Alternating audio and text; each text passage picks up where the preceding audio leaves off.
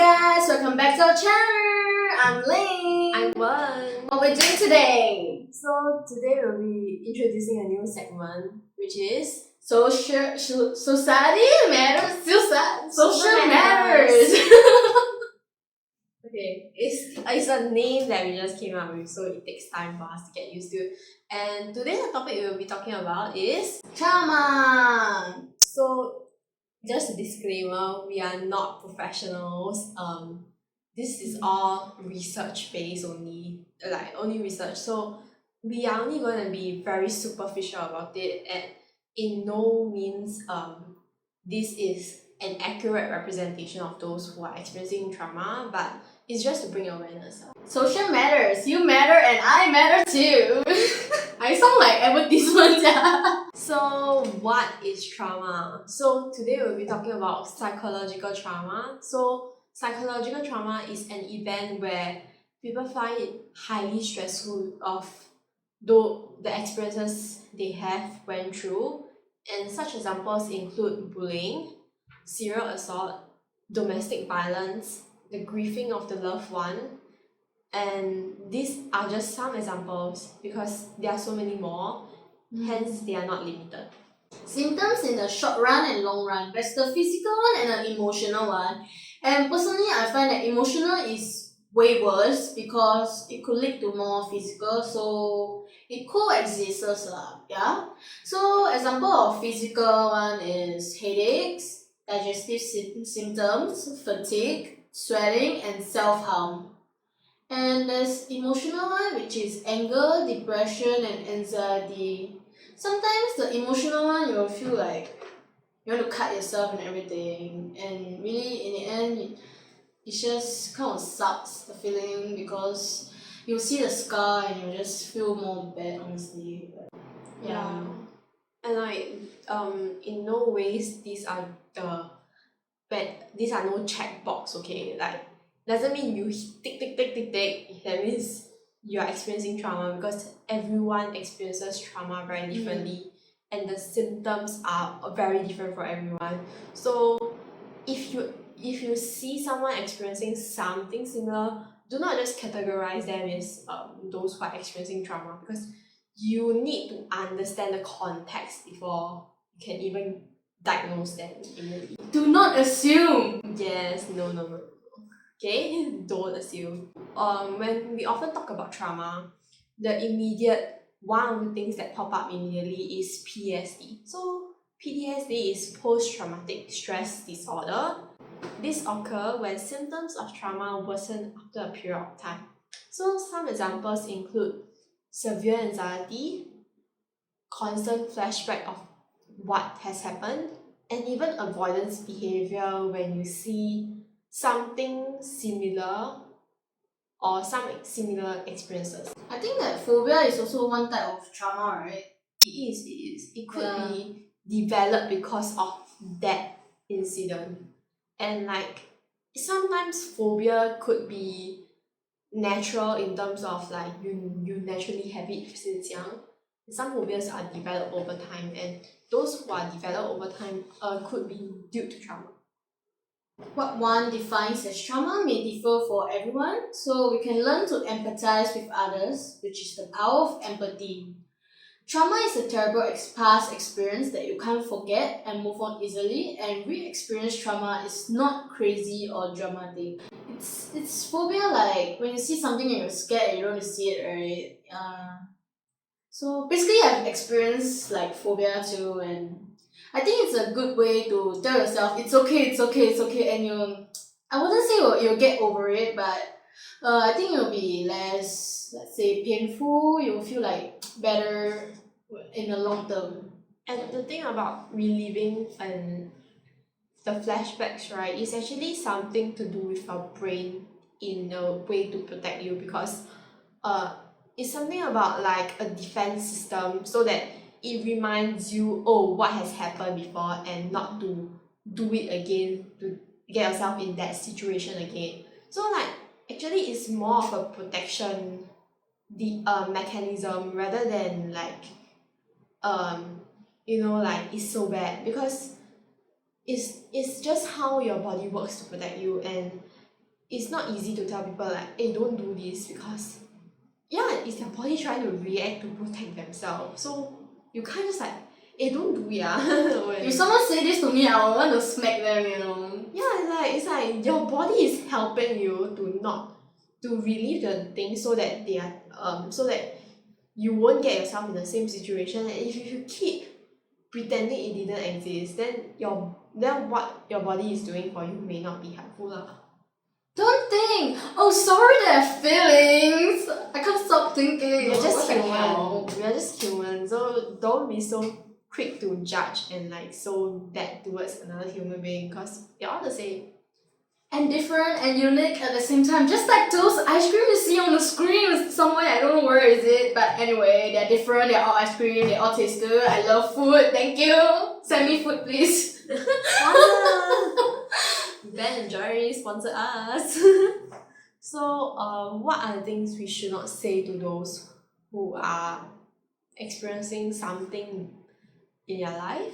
We are all going through something. So like, that's so negative, because it's like telling that the person who is experiencing something, that what they're experiencing is normal, when sometimes it may not be as straightforward and it may not be as normal about it, and like you are telling them to immediately move on when you never even give them the time to like, you know, digest all these emotions yet.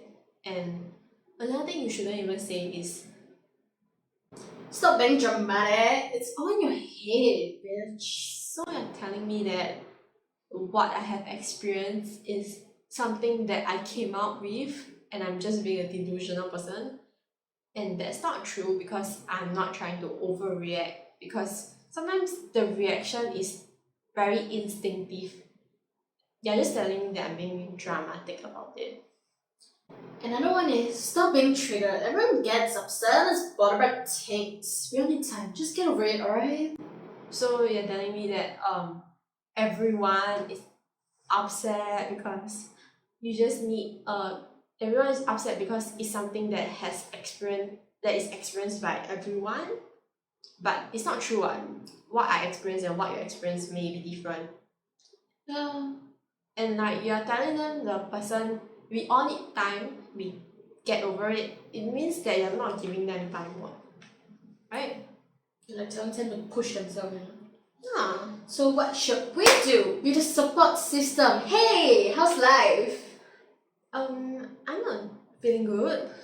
You wanna go get some food? Sure, let's go. My treat, let's go! Yeah, something like that will actually be quite helpful. I think it's a very distractive support type of system, which I'll quite enjoy, honestly. Will you buy me food? Sure. Okay, so another one is practice self-care together with them. Like mindfulness practice, like yoga. Just stretch it out.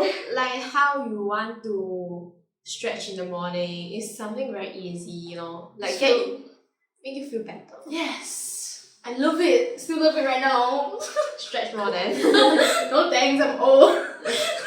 Then, So the next one is Trauma Informed Care by Blue Note Foundation. There might be more different foundation, more similar one, but this is just one of the examples. So they will give you informed care like physical safety care, emotional care, trustworthiness care, collaboration care, and empowerment care. So what's collaboration care? so collaboration care is actually about partnering up with the different foundations, the victims, or even sometimes the abusers themselves, so that, you know, they come to agreement about what are the boundaries and what can they move forward from there. I think it's very important, because sometimes talking it out actually helps to resolve the issue. Yeah. But at the same time, if the person is not ready for it, we shouldn't try to push for it, because sometimes the person may not be ready to face the person who has caused the harm to them yet. If you're not ready for it, don't push yourself, Yes. because when you try to push yourself, the retaliation is very bad. So Yeah, so it do might get it, worse. do it when you are ready, or even when your friend is ready. Don't try to like do it. It's not you're just making them feel more stressed about it. Or if you feel that it's too fast, if the victim feel that it's too fast, maybe try to talk it out first, like just between you all, take it like not too personal, talk it lightheartedly, probably. Yeah, so like what we said, if you're not ready, maybe you might want to seek for helplines first. So helplines helplines such as mental health hotlines, TOUCHline, which is for counselling, and even national care hotline. So these are helplines that are meant to be very general, and like it may not be even about trauma, but it's just to help the person or even your friend to just share about what has happened, or even if they're not ready for it, maybe they can just talk about what is going on in their life at the moment, like heart to heart talk at the moment. Or if you want to help your friends and you don't know what to do, you can also call the helplines and ask them, what should I do to help my friend? She experienced this and this, Yeah. And the hotlines are 100% anonymous, so you don't have to get scared that your information leak out. You can just speak as if you're talking to your soulmate. You don't have to worry like the other person will know who you are. It's just to help you to release some of your emotions, so that it doesn't, like what you say, stack up or even build up over time, and like when you reach a tilting point where you can't take it anymore. Yeah. And like the helplines are actually implemented because it's more of trying to make those who are experiencing something similar to know that they are not the only one who has experienced that, or the only ones who felt the same way. So because trauma or even other problems, they are often something that is very isolated in terms of the experience, because only those who have experienced it will have felt those feelings, right? Yeah, maybe you can like sort of like empathize with them, but you will never feel the exact same thing the person does. Yeah, so it's like you just really have to understand that if you are the one who is not experiencing it and you're trying to be a support system, don't try to force them to do it, because it really takes time, and all these things are provided for those who really think that they are ready for the next step. So do not try to push yourself if you're not ready. Maybe you can do some breathing exercise, it might help. Yeah.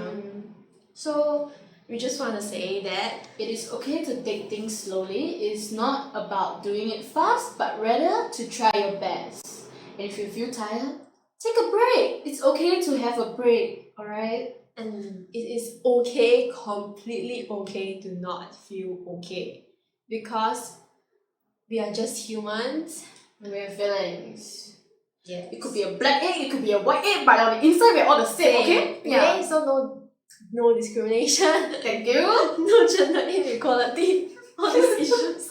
Okay, so just want to say that for those who are experiencing trauma, who have experienced trauma, we are proud of you, because you have come a long way, and don't give up on yourself, because we are I think we are all there supportive of those who have overcome this. Okay, and just want to say we are just trying to bring awareness about it, so that everyone in this world will be kinder to everyone else. Remember, you matter and I matter. Bye.